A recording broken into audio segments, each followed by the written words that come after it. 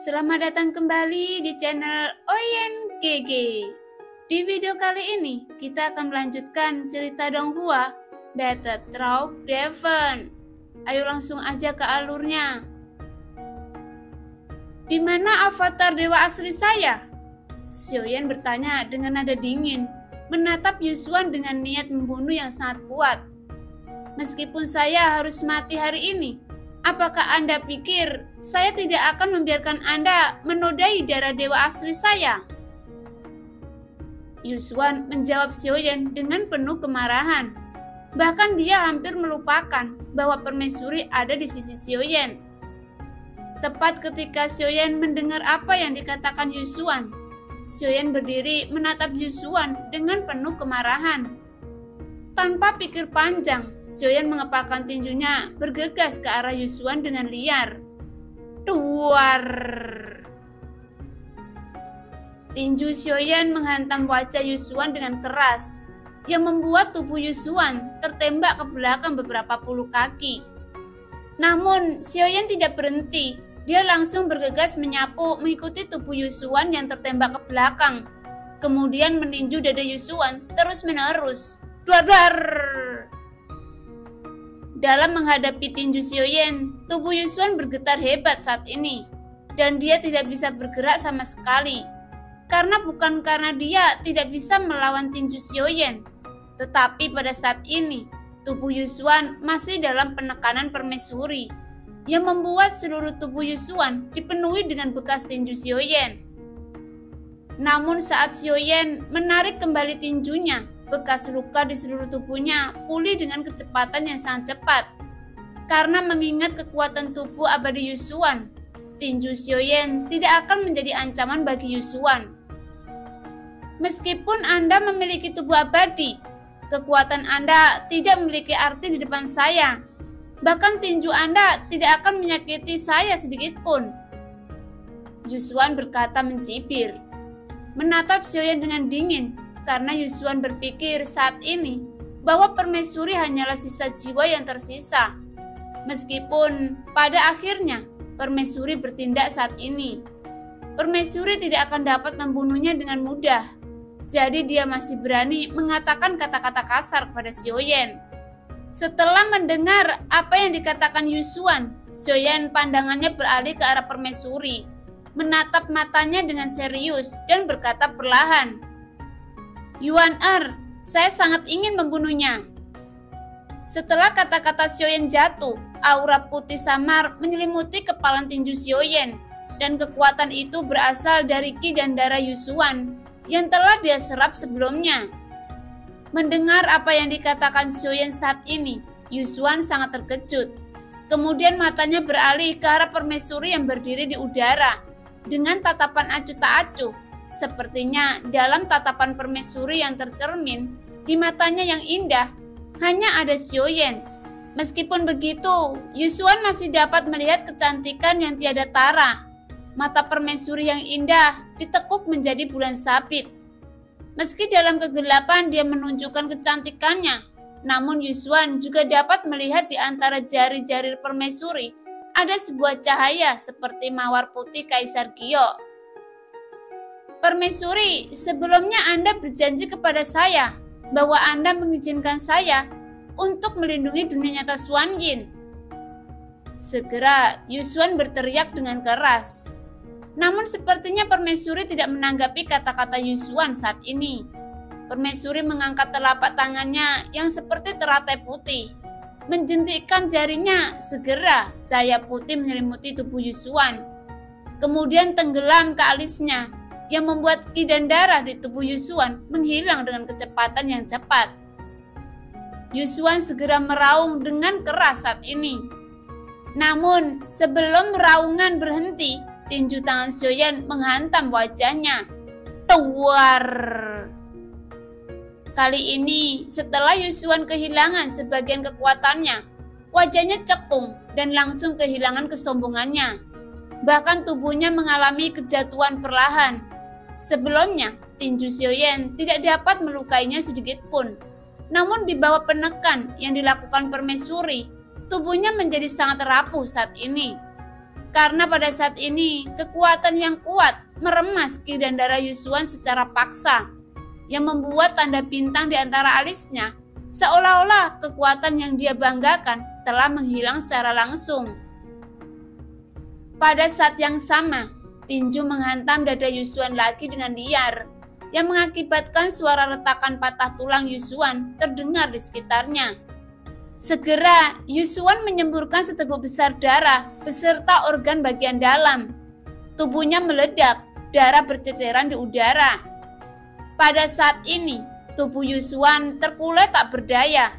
Kulit pucat, seolah-olah sudah tidak memiliki darah sama sekali. Sekarang dia diselimuti oleh ancaman kematian yang sangat kuat. Xiaoyan bergegas maju meraih leher Yusuan dengan erat. Namun saat Xiaoyan meraih leher Yusuan, dia sedikit mengernyit. Karena sepertinya tubuh Yusuan tidak memiliki tulang. Dia terkulai lemas tidak berdaya, seperti patung lumpur yang terkena air hujan. Saat Xiaoyan melihat Yusuan yang malu di depannya, dia memiliki pemikiran gila di dalam hatinya. Dia ingin mengambil alih tubuh Yusuan sebagai avatar. Namun Yusuan adalah dewa asli bintang 8. Dengan kekuatan seperti itu, bahkan jika tubuh utama Xiaoyan telah menerobos keabadian kaisar, masih sangat sulit bagi Xiaoyan untuk dapat menahan serangan balik dari avatarnya sendiri. Bahkan dengan kekuatan dewa asli bintang 8 yang sangat kuat, jika Xiaoyan ingin merebut tubuh Yusuan, mungkin tidak akan mudah. Karena dengan ranah seperti itu, ki dan darah beserta jiwanya terlalu kuat, yang benar-benar melebihi jangkauan yang dapat ditanggung Xiaoyan. Karena dalam menghadapi pria kuat seperti ini, jika bukan karena permaisuri, Yusuan dapat dengan mudah menghancurkan Xiaoyan dengan satu jari.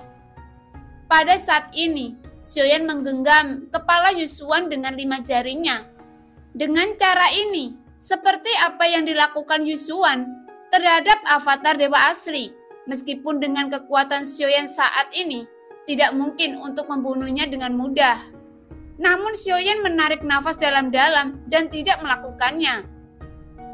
Baiklah, saya telah menghancurkan avatar dewa asli Anda, jadi saya akan membayar Anda kembali. Yusuan berkata dengan lemah. Suaranya sedikit teredam karena semua gigi di mulutnya telah dihancurkan oleh tinju Xiaoyan. Segera Xiaoyan melepaskan telapak tangannya karena dia tidak ingin menjadi musuh dewa asli. Namun jika Yusuan tidak sombong dan menghancurkan avatar dewa asli, mungkin Xiaoyan tidak akan bertindak seperti ini. Oke, kali ini saya akan melepaskan Anda.